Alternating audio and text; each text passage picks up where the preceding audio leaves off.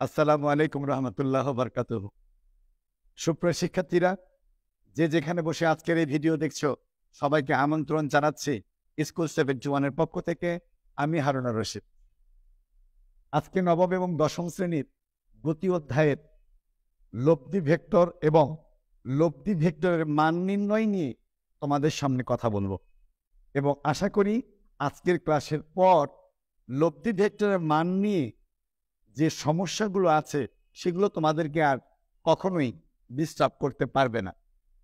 আমরা আজকে চলো যাই লব্ধি ভেক্টর এবং লব্ধি ভেক্টরের মান নিয়ে কথা বলি। সুপ্রিয় শিক্ষার্থীরা, প্রথমেই জেনে নেই আমরা লব্ধি ভেক্টর কাকে বলে। চলো যাই আমরা দেখে নিই যে আমাদের লব্ধি ভেক্টর কাকে বলে। লব্ধি ভেক্টর কাকে বলে? সুপ্রিয় শিক্ষার্থীরা, দুই বা ততোধিক ভেক্টর রাশির সমন্বয়ে নতুন যে ভেক্টর সৃষ্টি হয় তাকে আমরা বলছি লব্ধি ভেক্টর। দুই বা ততোধিক ভেক্টর রাশির সমন্বয়ে নতুন যে ভেক্টর রাশির সৃষ্টি হয় তাকে বলা হয় লব্ধি ভেক্টর। এই লব্ধি ভেক্টরের সাথে আমাদের সবার পরিচয় আছে, কিন্তু আমরা জানি না যে এইটার নাম লব্ধি ভেক্টর।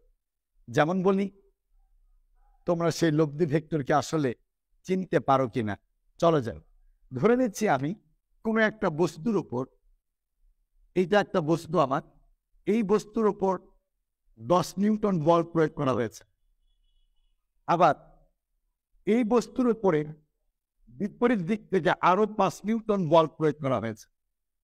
তাহলে এবার তুমি বলো, এই বস্তুটা কত নিউটন বলে কোন দিকে যাবে? তুমি অবশ্যই বলবে আমাকে যে বস্তুটা 15 নিউটন বলে আমার ডান দিকে যাবে। তার মানে হলো 10 Newton plus 5 Newton equal to 15 Newton, এবং এর দিক হবে হলো আমার ডান দিকে। এই যে তুমি দুটো ভেক্টর সমন্বয়ে নতুন যে ভেক্টর তৈরি করলা বা সৃষ্টি করলে, সেই 15 নিউটনের নাম হলো আমার লব্ধি ভেক্টর। লব্ধি ভেক্টর। তাহলে তুমি আসলে এই লব্ধি ভেক্টরকে আগে থেকেই চিনতে পারো। এখন আরেকটা উদাহরণ দিচ্ছি, যে ধরে নিচ্ছি আমি যে কোনো একটা বস্তু উপর আমি 20 নিউটন বল প্রয়োগ করেছি, এবং এই বস্তুর উপর বিপরীত দিকে আবার আমি 30 নিউটন বল প্রয়োগ করেছি। এবারও তুমি বলতে পারবে এই বস্তুটা কত নিউটন বলে কোন দিকে যাবে। চলো যাই আমরা দেখে নিই। এই যে 30 নিউটন মাইনাস 20 নিউটন, তাহলে এটা হয়ে গেল আমার 10 নিউটন, এবং এই 10 নিউটন বলে বস্তুটি আমার বাম দিকে আসবে, আমার বাম দিকে আসবে। তাহলে এই 10 নিউটনের নাম হবে আমার লব্ধি ভেক্টর। লব্ধি ভেক্টর। সুপ্রিয় শিক্ষার্থীরা, আমি আশা করি তোমরা এটা আসলে আগে থেকেই জানতাম যে লব্ধি ভেক্টর আসলে কোনটা, কিন্তু হয়তো বা আমরা চিনতাম না বা জানতাম না যে এইটার নাম লব্ধি ভেক্টর। এই যে 10 নিউটন বল, তুমি জানো বল একটি ভেক্টর রাশি। এই যে 5 নিউটন বল একটি ভেক্টর রাশি। তাহলে দুইটা ভেক্টর রাশির সমন্বয়ে নতুন একটি ভেক্টর রাশির সৃষ্টি হয়েছে। তাহলে এই নতুন ভেক্টরের নাম কই? 15 নিউটন। তাহলে এই 15 নিউটন যে নতুন ভেক্টর সৃষ্টি হয়েছে তার নাম হলো লব্ধি ভেক্টর। আবার এই যে তোমার 30 নিউটন বল একটি ভেক্টর রাশি, এবং 20 নিউটন বল এটাও একটা ভেক্টর রাশি। তাহলে এই 30 থেকে যদি 20 বাদ দিই, তাহলে আমরা পাবো 10 নিউটন বল, এটাও একটা ভেক্টর রাশি। তাহলে এই দুটো ভেক্টর রাশির সমন্বয়ে একটা নতুন ভেক্টর রাশি সৃষ্টি হয়েছে, তার নাম হলো 10 নিউটন বল। তাহলে এই 10 নিউটন বল হলো আমার লব্ধি ভেক্টর। তাহলে যদি আমি সারাংশ বলি, তাহলে বলবো কি? তাহলে বলবো যে দুই বা ততোধিক ভেক্টরের সমন্বয়ে অথবা একাধিক ভেক্টরের সমন্বয়ে নতুন যে ভেক্টর সৃষ্টি হয় তার নাম হলো লব্ধি ভেক্টর। এই লব্ধি ভেক্টরের মান নির্ণয় নিয়ে তোমরা অনেক সময় ভুল ডিসিশন নিয়ে থাকো। আমি আশা করি আজকের ক্লাসের পর আর কারো ভুল হবে না। চলো যাই লব্ধি ভেক্টরের মান কিভাবে নির্ণয় করব সেটা একটু দেখে আসি। এটার কয়েকটা নিয়ম আছে, আমি একটা একটা করে আলোচনা করছি তোমার সামনে। চলে যায়। লব্ধি ভেক্টরের মান নির্ণয়, আমরা এটাকে নোট দিয়ে বলবো, তাহলে আমাদের মনে থাকবে ভালো। 1 নাম্বার, লব্ধি ভেক্টরের মান নির্ণয় করার যে কয়েকটা নিয়ম আছে তার 1 নাম্বার নিয়মটা কি হতে পারে? যেমন ধরো, দুটি ভেক্টরের মধ্যবর্তী কোনো কোণ যদি উল্লেখ না থাকে, তাহলে লব্ধি ভেক্টরের কোনো নির্দিষ্ট মান পাওয়া যায় না। সেক্ষেত্রে মানের একটি সীমা পাওয়া যায়। সেই সীমাটা কেমন হবে? সেই সীমাটা হবে দুটো ভেক্টরের মানের যোগফল থেকে বিয়োগফলের মাঝের যে কোনো একটি মান। যেমন ধরো, আমি তোমাকে বলছি যে এ ভেক্টর সমান ধরো 5 নিউটন, বি ভেক্টর সমান 3 নিউটন, এদের লব্ধি ভেক্টর এর মান কত? এটা আমার প্রশ্ন। দুটি ভেক্টর দিয়েছি তোমাকে, এ ভেক্টর সমান দিয়েছি যার মান হলো 5 নিউটন, এবং বি ভেক্টর সমান আমি মান দিয়েছি 3 নিউটন। এখন প্রশ্ন করেছি এই এ ভেক্টর আর বি ভেক্টরের লব্ধি ভেক্টরের মান কত হবে? যদি একটু লক্ষ্য করো, আমি দুইটা ভেক্টর রাশি দিয়েছি, কিন্তু এই দুটি ভেক্টর রাশি কত ডিগ্রি কোণ করে ক্রিয়া করছে সেটা উল্লেখ করে দেওয়া নেই। যদি আমি বলতাম যে এটা হলো এ ভেক্টর, এটা হলো বি ভেক্টর, মধ্যবর্তী কোণ 30 ডিগ্রি বা 40 ডিগ্রি বা 45 ডিগ্রি বা 60 ডিগ্রি, তাহলে তুমি বলতে পারতে এখানে মধ্যবর্তী কোণ আছে। কিন্তু আমি তোমাকে এখানে যে অঙ্কটা দিয়েছি সেখানে কোনো কোণ উল্লেখ নাই। তাহলে এই ক্ষেত্রে আমাদের কি হবে ফলাফলটা? এটা 1 নাম্বার সমস্যা। যদি দুটা ভেক্টরের মধ্যবর্তী কোণ উল্লেখ না থাকে, সত্যিই তো উল্লেখ নাই আমাদের এখানে, আমরা উল্লেখ করিনি যে দুইটা ভেক্টরের মধ্যবর্তী কোণ কত, এটা আমরা উল্লেখ করি না। তাহলে আমরা কি করব এখন? আমাদের উপায় কি আছে? সেক্ষেত্রে লব্ধি ভেক্টরের নির্দিষ্ট কোনো মান পাওয়া যায় না। কি পাওয়া যায়? মানের একটি সীমা পাওয়া যায়, আর সেই সীমাটা যোগফল থেকে বিয়োগফলের মাঝের যে কোনো একটি মান। চলো যাই, আমরা এটার উত্তরটা সুন্দর করে লেখার চেষ্টা করি, তাহলে মনে থাকবে ভালো। এখানে দুটি ভেক্টরের মধ্যবর্তী কোণ উল্লেখ নাই, তাই লব্ধি ভেক্টর এর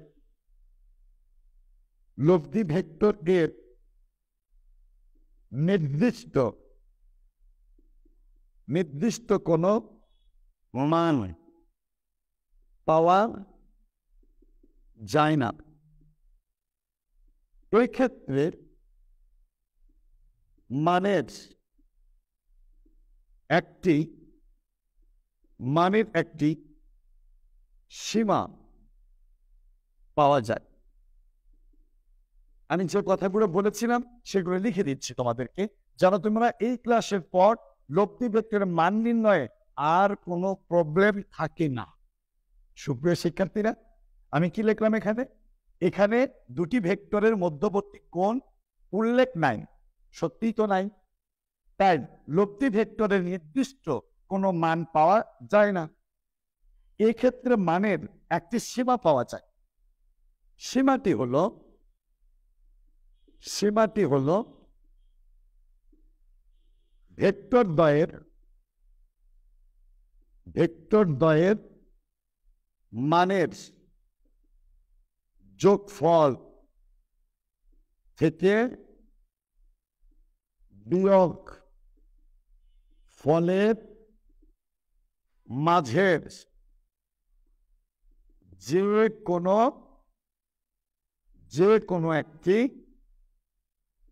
কোনো একটি মান। বাস, আমার কাজ শেষ।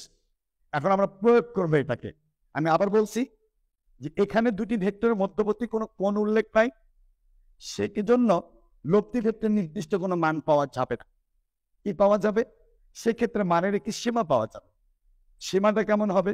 সেই সীমাটা হবে যে ভেক্টর দ্বয়ের মানের যোগফল থেকে বিয়োগফলের মাঝের যে কোনো একটি মান, যোগফল থেকে বিয়োগফলের মাঝের যে কোনো একটি মান পাওয়া যাবে। সুপ্রিয় শিক্ষার্থীরা, চলো এবার তাহলে অঙ্কটা করে ফেলি। চলো আমরা এবার অঙ্কটা করে ফেলি। চল, যে অঙ্কটা দেওয়া আছে এখানে আমরা এখন দেখব লব্ধির মান সমান 5 নিউটন প্লাস 3 নিউটন সমান 8 নিউটন থেকে 5 নিউটন মাইনাস 3 নিউটন সমান 2 নিউটন এর মাঝের যে কোনো একটি মান, এটাই আমাদের অ্যান্সার হবে। আমরা যে অঙ্কটা দিয়েছিলাম এখানে, সেই অঙ্কের অ্যান্সার হবে হলো 8 নিউটন থেকে 2 নিউটনের মাঝে যে কোনো একটি মান। তার মানে আমি বলতে চাই এই দুটা ভেক্টরের লব্ধি ভেক্টরের মান হতে পারে 2 নিউটন অথবা 3 নিউটন অথবা 4 নিউটন অথবা 5 নিউটন, 6 নিউটন, 7 নিউটন অথবা 8 নিউটন, এর যে কোনো একটি মান হতে পারে। যেহেতু এদের মধ্যবর্তী কোণ উল্লেখ ছিল না, এটা যদি মনে রাখতে পারো তাহলে পরের গুলো এক নিমিষে হয়ে যাবে। চলো যাই এবার আমরা 2 নাম্বারটা দেখি। এবার আমাদের নোট 2 নাম্বার, লব্ধি ভেক্টর মান নির্ণয়ের 2 নাম্বার নিয়মটা কি আসবে। এই যে নোট লিখলাম আমি, 2 নাম্বার লিখলাম। ওকে, দুটি ভেক্টর একই সরল রেখা বরাবর একই দিকে ক্রিয়া করলে অর্থাৎ তোমরা জানো 0 ডিগ্রি হয়, এটা 0 ডিগ্রি বরাবর ক্রিয়া করলে, 0 ডিগ্রি বরাবর ক্রিয়া করলে। আবার বলছি আমি, দুটা ভেক্টর যদি একই সরলরেখা বরাবর একই দিকে ক্রিয়া করলে অর্থাৎ 0 ডিগ্রি বরাবর ক্রিয়া করলে লব্ধির মান হবে ভেক্টর দ্বয়ের মানের যোগফলের সমান। দেখো, একদম ইজি ব্যাপার। তার মানে দুটা ভেক্টর যদি একই সরলরেখা বরাবর একই দিকে ক্রিয়া করে অর্থাৎ 0 ডিগ্রি বরাবর ক্রিয়া করে, তাহলে লব্ধি ভেক্টরের মান হবে উক্ত ভেক্টর দ্বয়ের মানের যোগফলের সমান। এটা অনেক সোজা। ওকে, তাহলে চলো যাই আমরা 3 নাম্বারটা কি হতে পারে। চলো যাই 3 নাম্বারটা দেখি। এবার আমাদের নোট নাম্বার 3, এই যে আমরা লিখলাম নোট নাম্বার 3। ওকে, দুটি ভেক্টর যদি একই সরল রেখা বরাবর বিপরীত দিকে ক্রিয়া করে, তোমরা জানো এটা কত ডিগ্রি হবে, তাহলে 180 ডিগ্রি বরাবর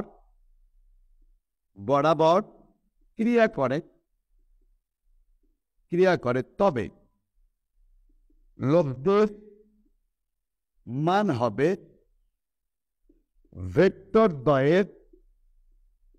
ভেক্টর দ্বয়ের মানের বিয়োগ ফলের সমান।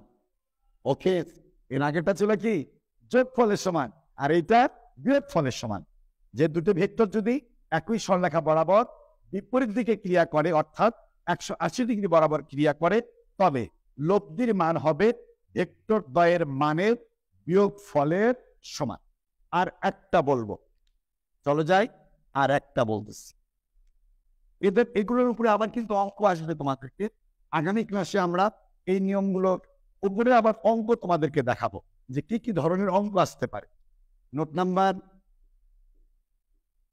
কয় নাম্বার এবার? 4 নাম্বার। Note number 4। দুটি ভেক্টর সমকোণে ক্রিয়া করলে, চলো যাই, ক্রিয়া করলে দুটি ভেক্টর সমকোণে ক্রিয়া করলে লব্ধের